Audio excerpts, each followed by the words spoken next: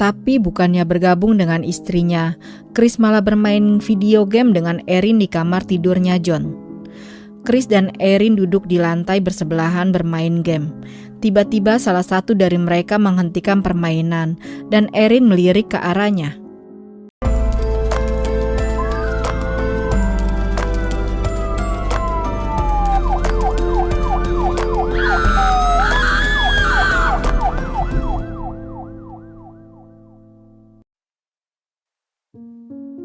Kali ini kita akan ke negara Amerika, di mana ada seorang gadis yang bernama Erin Corwin. Dia lahir pada tanggal 15 Juli 1994 di Oak Ridge, Tennessee, Amerika. Ibunya bernama Lori Evelyn dan ayahnya bernama William Evelyn.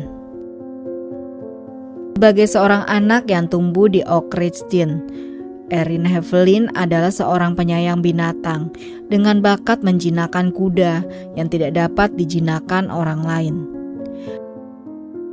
Dia bertemu calon suaminya John Corwin di kelas 5 ketika mereka mulai berkencan pada ulang tahun Erin yang ke-16. John 1 tahun lebih tua dari Erin. Saat mereka jatuh cinta, Erin menulis puisi untuknya. Keduanya adalah pasangan romansa dongeng saat John bergabung dengan marinir dan akhirnya pasangan itu menikah muda pada November 2012. Masa depan mereka tampak menjanjikan.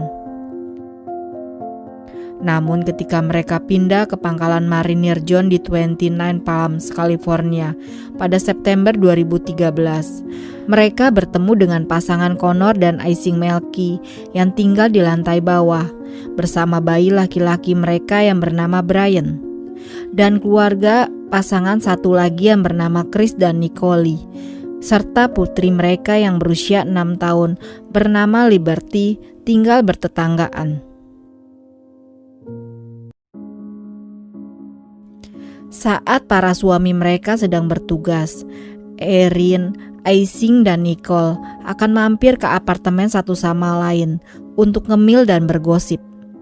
Ketika John, Connor dan Chris ada di rumah, pasangan itu memanggang di atas panggangan di luar komplek mereka atau menonton film dan acara TV di apartemen masing-masing. Meskipun semua tampak normal pada awalnya, salah satu teman mereka adalah bendera merah yang berantakan. Keluarga Corwin tidak siap menghadapi tantangan yang datang dengan menjadi pengantin baru. Mereka sering bertengkar tentang uang dan saling menuduh menghabiskan uang terlalu banyak. Tetapi ketika Erin hamil, dia sangat senang mengumumkannya dengan postingan biru dan merah muda di Facebook, yang membuatnya hancur ketika dia mengalami keguguran beberapa minggu kemudian. Ini semakin merugikan pernikahan Corwin. Erin menarik diri secara sosial, menjauh secara emosional dari suaminya yang tidak tahu bagaimana menghibur istrinya. Nasib Erin menarik perhatian Chris Lee. Chris telah mengamati Erin ketika mereka berkumpul bersama dan melihat kesedihan di wajahnya yang mencerminkan kesedihannya sendiri. Dia mulai menghabiskan lebih banyak waktu dengannya tanpa Nicole. Suatu minggu malam di bulan Februari 2014, keluarga Lee bergabung dengan keluarga Corwin di apartemen mereka. John dan Nicole menonton episode The Walking Dead yang tidak ditonton Erin karena kekerasan tersebut. Tapi bukannya bergabung dengan istrinya, Chris malah bermain video game dengan Erin di kamar tidurnya John. Chris dan Erin duduk di lantai bersebelahan bermain game. Tiba-tiba salah satu dari mereka menghentikan permainan dan Erin melirik ke arahnya. Pasangan itu mulai bercumbu dan sementara itu hanya berlangsung beberapa detik. Satu cumbuan itu mengubah segalanya dan mereka mulai berselingkuh. Perselingkuhan menjadi intens dengan cepat. Segera pasangan itu mendiskusikan akan meninggalkan pasangan mereka masing-masing. Tapi Nicole bisa merasakan betapa jauhnya Chris. Dia memeriksa telepon suaminya dan melihat SMS Chris ke Erin. Dia berkata, "Kamu sangat cantik. Kurasa aku jatuh cinta padamu." Nicole bertanya kepada suaminya dalam omelan selama berjam-jam dan memberitahu juga kepada John tentang perselingkuhan Erin di depan orang banyak pada suatu malam yang panjang dan penuh amarah. Saat Erin berbalik untuk pergi, Nicole mengejarnya. Matanya berkilat karena marah. Dia mendorong jarinya ke wajah Erin. Dia berkata, "Jika kamu melakukan hal lain dengan suamiku, aku sendiri yang akan membunuhmu." Erin dan Chris sempat membatalkan perselingkuhan itu, tetapi beberapa minggu kemudian kembali mereka bersama. Waktu Chris di marinir akan berakhir pada 4 Juli 2014. Setelah itu, dia, Nicole, dan Liberty dijadwalkan untuk kembali ke negara bagian asal mereka di Alaska. Pada tanggal 22 Juni, Erin mengetahui bahwa dia hamil lagi. Kali ini dia tidak mengumumkannya di media sosial. Pada minggu berikutnya, tanggal 28 Juni, Chris merencanakan perjalanan ke Taman Nasional Joshua Tree bersama Connor untuk berburu koyot, membawa senapan Winchester 22 miliknya. Dia juga memiliki tangki propana yang dia harap akan meledak, menggunakan bensin dan senapannya di salah satu dari banyak lubang tambang yang terbengkalai di taman itu.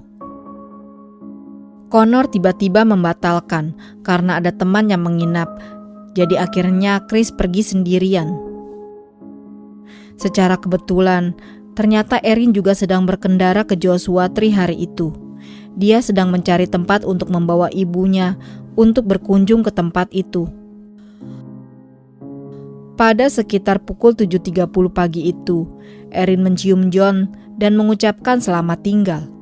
Dia memberitahunya bahwa dia mencintainya untuk terakhir kalinya. Lalu dia pergi.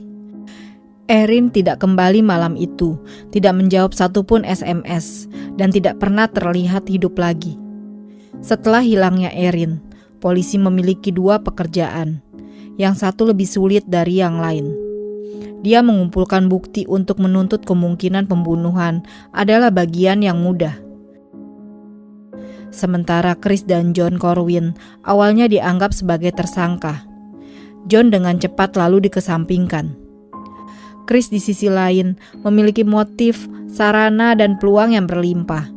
Bukti yang memberatkannya menumpuk. Ia kedapatan berbohong tentang perselingkuhannya kepada polisi. Garrett yang tidak biasa ditemukan di mobilnya. Dia bahkan telah melakukan pencarian Google tentang cara membuang mayat. Tugas polisi yang kedua adalah menemukan tubuh Erin jauh lebih sulit.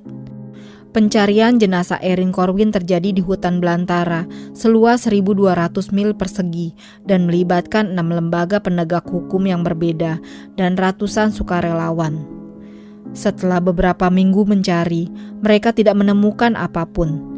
Pihak berwenang membuat keputusan sulit bahwa pada hari Sabtu 16 Agustus pencarian akan berakhir. Pada suatu hari menjelang sore, seorang penjelajah gua mencium bau bensin yang sangat menyengat dari salah satu tambang. Di dalamnya ternyata ada tubuh Erin Corwin.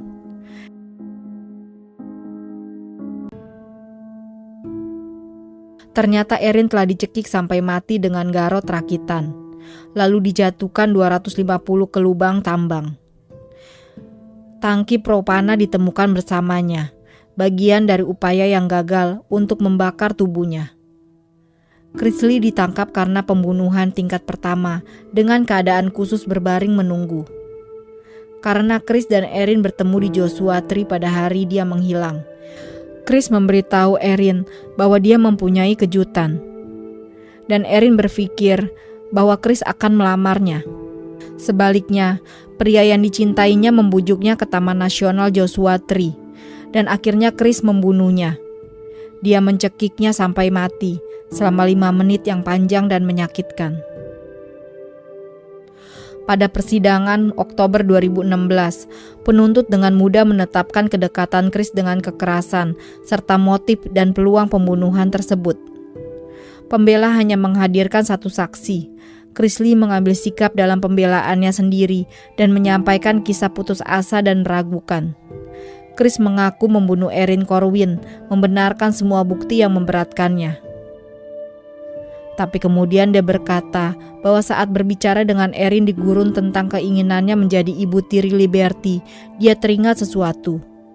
Chris berkata kepada pengadilan, suatu malam setelah istrinya memandikan Liberty, Nicole menemukan selangkangan putrinya menjadi merah.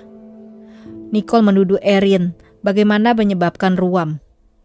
Saat dia dan istrinya berbicara, lalu Chris mulai berpikir bahwa Erin tampak terlalu terikat secara emosional dengan gadis kecil itu. "Apakah kamu menyentuh Liberty?" kata Chris kepada Erin. "Dan apakah kamu menganiaya putriku?" Dan Erin berkata, "Ya, tapi itu adalah hal terakhir yang pernah saya dengar dia katakan." Lalu akhirnya Chris marah dan dia kehilangan kendali. Dia meraih Garrett dan merenggut nyawa Erin.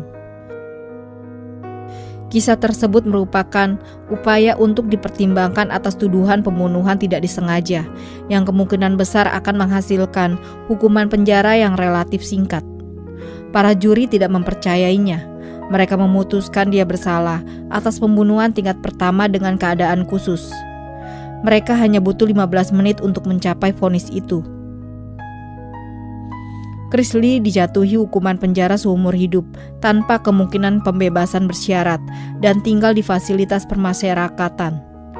Keluarga Erin sementara itu berusaha mengingat saat-saat indah bersama putri tercinta mereka, alih-alih memusatkan perhatian pada kemarahan mereka pada pembunuhannya. Saya memutuskan untuk menolak menjadi getir dan marah. Dia sudah cukup mengambil dariku.